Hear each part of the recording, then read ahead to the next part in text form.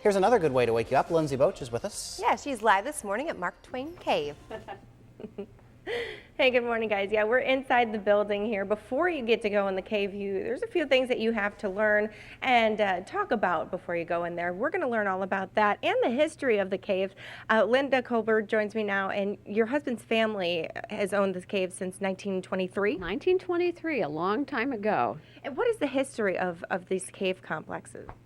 Well, originally this land belonged to the Mainland family, and the Cameron family owned what now is Sawyer's Creek. Mm-hmm. And this land came up for sale in 1923 on the courthouse steps.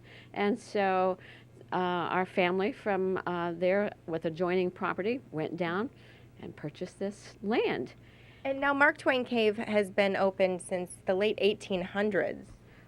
Yes, as Mark Twain Cave, but it was discovered in 1819, mm-hmm. and it's been called a variety of different things during that time. And then since the book came out in 1876 and a few years after that, then it became Mark Twain Cave.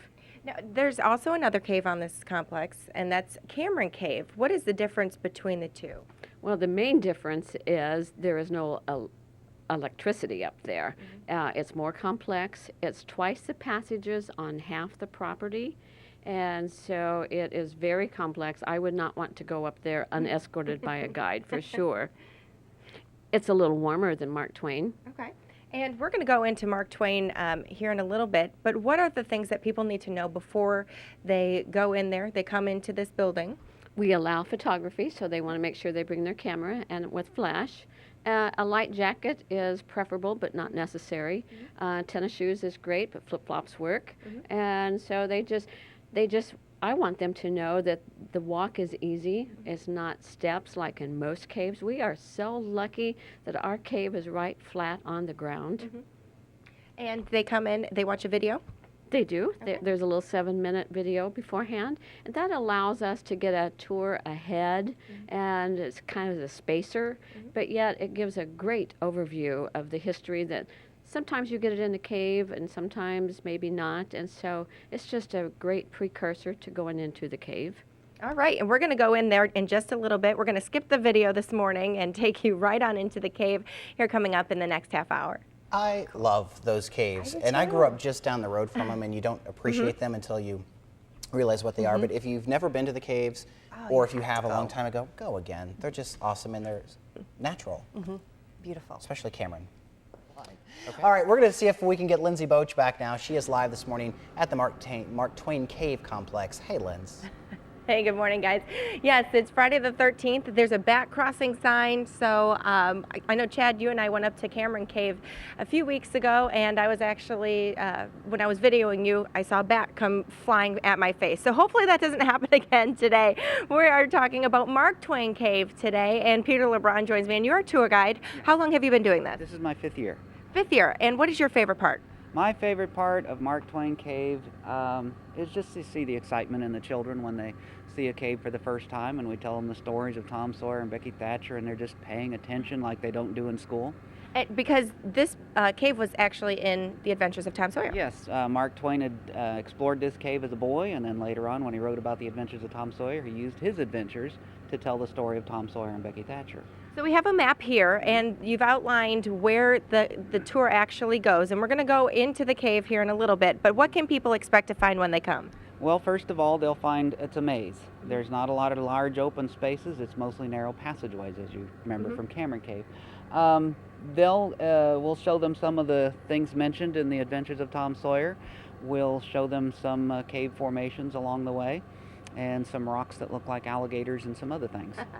And this is different from Cameron Cave because you guys have put electricity in this cave. Yes, it's been electrified. The original electricity was 1939, and the current electricity was installed in 1976. All right, so we're going to go inside here in a little bit, and we're going to give you a little sneak peek of the tour because, of course, we want you to come out and explore it for yourself because this cave is pretty big. How big is it? It's 2.5 miles or a little longer than that. Okay, so it takes about 55 minutes to go through the whole thing. Mm-hmm. and we're going to give you 3 minutes of that coming up in a little bit. You know, when I was younger, I thought, man, this seems like a long trip through this cave, but I thought it was just because I was young. But I was right. It is a little bit of a jaunt. Yeah, it is big. Maybe my favorite part, I think, is when they take you back and then they turn out all the lights, and literally you can't see your hand in front of your face because you're in a cave. Very cool. Right. Yeah, Lindsey Boetsch is with us now, getting ready to go into the cave. Yeah, Mark Twain Cave. Good morning, Lindsey. Yeah, we're in the cave. We're going to take a walk back here because this is just the entrance. And actually, when we were standing outside right before that last tease, a bat flew out, and hopefully that doesn't happen again because I am not too keen on the idea of bats flying around all over the place. As we're walking in, though, you can kind of see your breath because it's kind of chilly in here. It's a little bit dark, but they do have lights all around in here, so you do get to actually see the rock. And Peter LeBron is with us, and you guys are doing some new candlelight tours in here. Yes, we are. We Friday and Saturday nights at 8 o'clock, we shut down all the lights and we carry candles into the cave just to replicate what it was like to be Tom Sawyer exploring the cave with candles.